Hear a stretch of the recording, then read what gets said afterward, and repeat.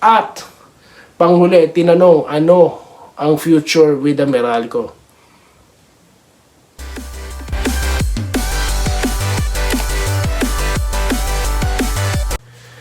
Ayan, so welcome back po dito sa Toy TV Sports. At marami po tayong topic, no. Unahin na po natin ito pong press con or yung post-game interview na ito po ni Coach Trillo, no, Luigi Trillo, at ito pong si consultant coach Nenad. Ayan. At maganda nga po dahil ang dami pong natalakay diyan, no, sa interview na yan. Ang natalakay diyan, number one, no, ang issue po na bumalot dati diyan sa Gilas Pilipinas, no. Dahil letra per letra yung sinabi, talaga po may politika, no. Kaya siya umalis na lamang, no. Pero siya po tinawagan at pinabalik dahilan para po makuha nila ang kampyonato. Ayan, so bago po natin ituloy itong mga to, di pa po tapos ang usapan natin, guys, no. Dahil di pa tayo nakaka-move on sa napakagandang seryeng ipinagkaloob sa atin, no. Wow, ang lalim naman ng pinagkaloob ng Meralco Bolts, of course, no, at ni Coach Nenad, at ganoon din po neto ni Coach Trillo, no. Well, kung mapapansin nyo po, no, bago ko po itutuloy ito, ako po yung magpapasalamat sa inyo, no, at mag-aanyaya po na pasuyo na lang po ng subscribe, po, guys. Okay.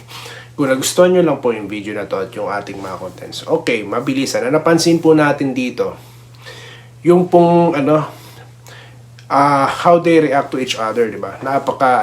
Napaka-respectful, yung gestures nito ni Coach Luigi Trillo, no? Talaga nakikita mo talaga yung epekto, no, ng napakagandang samahan, di ba? Kasi nga po sa mga interview or sa mga tanong ng mga press doon,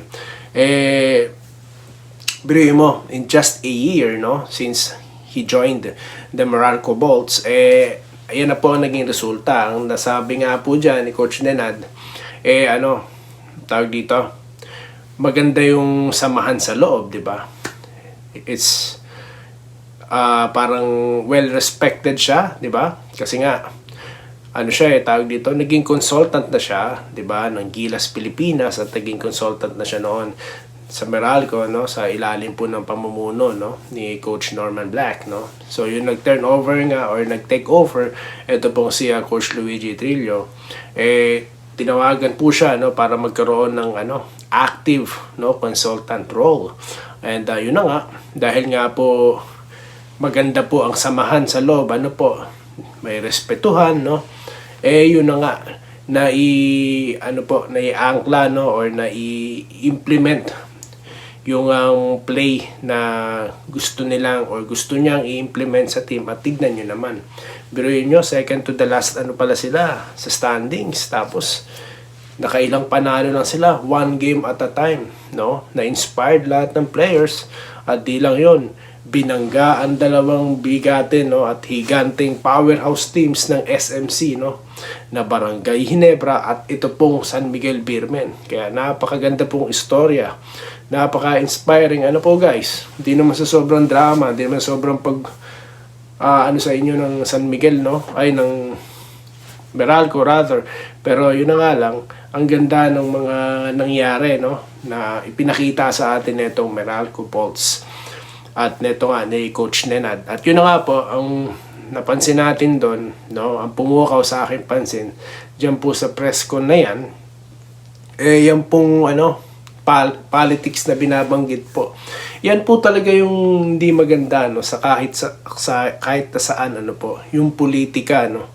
Kasi nga yung role ng isang tao, no, or yung tawag dito, yung dapat gawin, no, ng isang kupunan, kasi nga binuo yan para manalo, hindi po yun na nangyayari, 'di ba? Kumbaga hindi na serve yung role nila, 'di ba? Kasi nga with too much politics, biruin nyo, nakita nyo naman pala ang kapasidad ng isang coach na katulad din Nenad, no. We let him go, 'di ba? Tapos anong nangyari sa Gilas program natin, no? Mabuti na lamang at maganda po yung takeover dito ni Coach Timco, no? At yun na nga ang nangyari. Imagine nag-ano na siya, nag-assistant na siya doon, pero parang hindi natin napapansin eh, 'di ba? Yung ang ano niya, yung tawag dito, yung play niya. Yun po yung napansin natin na iba nga ang performance ng Gilas, 'di ba? Tapos nung ano, dito sa ginawa ng Meralco. So parang napagkumpara, no, kung paano ang anuhan sa loob, yung kung paano nila itrato ang sarili nila, no, ang kanilang mga sarili, no, sa loob. At nakita niya nga na ano, kumbaga very welcome ang dating niya dito sa Meralco at may values, parang ganun yung sinabi niya, no. At yun naman po talaga maganda kapag komportable ka sa isang sa isang organisasyon. Well, mapapaganda po talaga ang performance, ano po. So hindi naman po kinilaro, no, kung anong klaseng politics ang nangyari doon, no. Kasi nga po, napalitan doon si Coach Tab Balbin, kaibigan niya po yun eh. Kumbaga, tumutulong siya sa program ni Coach Tab Baldwin, no. So definitely, nung nawalaan si Coach Tab, kumbaga, umalis na rin siya, di ba? Pero pinakiusapan siya, no, to stay and to work with Coach Chat Reyes, ano po. So, whatever that reason is, bakit po, anong politika yan, hindi na po naibanggit. Pero, noon po pinag-uusapan na yan, no? Bago pa po nabuo yung, yung solid team natin na nanalo ng gold dyan sa Asian Games, di ba? Buti na lang talaga, isa ring, magaling na coach ang nag-handle, no? At yan nga po si Coach Tim Cone. Yun na nga lang, ang nangyari ngayon, tinalo sila, no, dito sa ating local league na PBA, di ba? Sa kanilang Game 7, tas ngayon nga, tinumban nila yung San Miguel. So, it goes to show kung gaano po kagaling ang sistema, no, na intention ipasok, no, or i-implement sana nito ni Coach Nenad. Pero nevertheless, okay rin naman ang resulta niyang paghahawak nito ni Coach Tim Cone, no?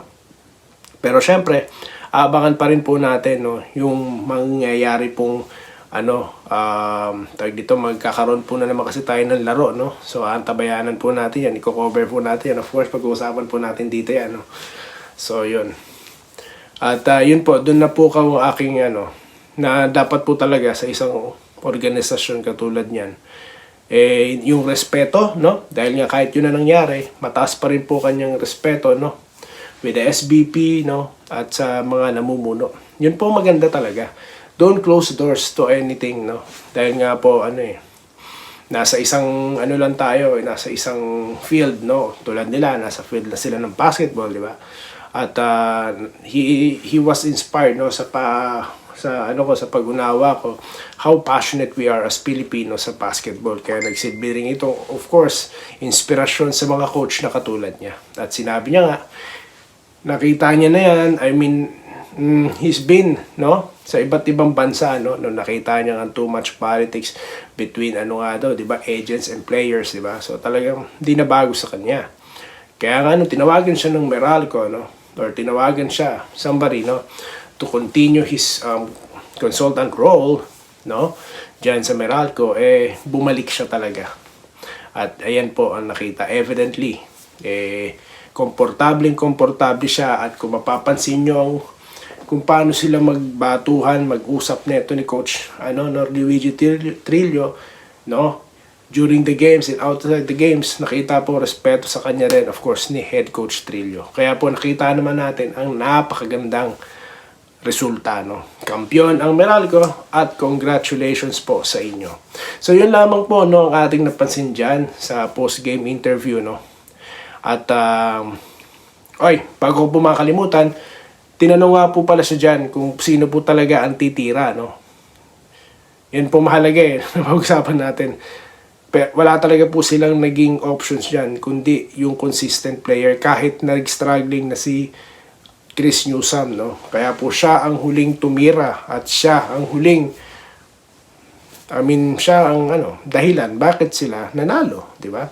Dahil nga po yung kumpiyansa, di ba, na sinasabi natin, pinagkaloob dito. Actually, kahit sino sa kanila pero si Newsome talaga ang dinecide nila na tumira. Kasi nga, nakita rin siguro nila yung bumabantay, may height advantage, and at the same time, yun na nga, tiwala sila na he can make that shot. No? Yun nga sinasabi natin, playing like an import, di ba? So, yun po ang magandang nangyari dito ngayon sa Meralco. At, panghuli, tinanong, ano ang future with the Meralco? Party! Ganyan po talaga, no? Party muna, pagkakataon nilang magsaya. Tsaka na ulit, after ng party, no? Papasok na naman sila sa isang training camp at doon na ulit maging seryoso. So, yun lamang po ang ating napag-usapan. At muli, maraming salamat sa inyong panonood. At magkita-kita pa po tayo, no? Marami pa po tayong pag-uusapan. Endgame full analysis po sa pagbabalik nitong De Enriga at Doy TV Sports. Muli, maraming salamat po sa inyong pakikinig. Salamat po sa panonood. Subscribe na para sa mga susunod na basketball at boxing videos.